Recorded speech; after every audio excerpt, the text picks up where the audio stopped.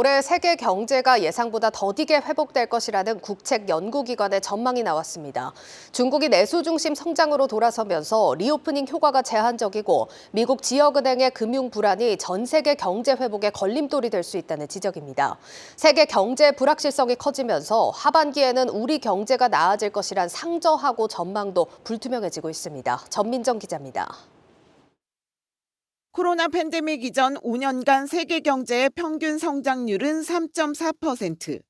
하지만 최근 IMF 등 주요 기관들이 내놓은 올해 세계 경제 성장률 전망치는 2%대에 머물고 있습니다.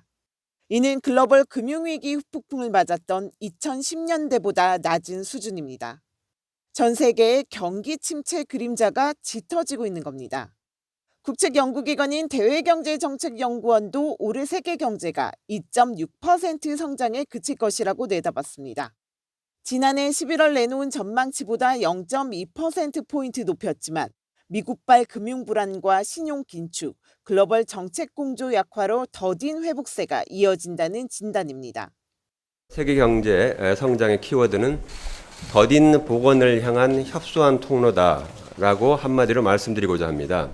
22년에 3.3% 성장한 것에 비교해 본다면 기저효과를 감안하더라도 크게 낮은 수치입니다.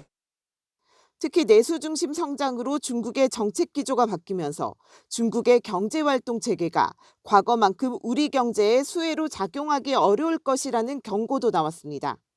중국의 경제 특수로 반도체 경기가 살아난다 하더라도 높은 재고 탓에 우리 반도체 수출이 회복되기까지는 적지 않은 시간이 걸릴 수 있다는 겁니다.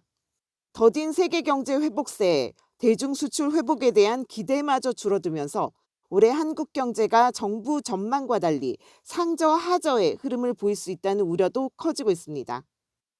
2023년 상반기에는 글로벌 경기가 부진한 가운데 주력 수출품인 반도체 위축으로 경제 성장률이 1% 내외로 하락한 후 수출 부진으로 1.5% 성장에 그치며 2022년 2.6%에 비해 성장대가 둔화될 것으로 전망됩니다.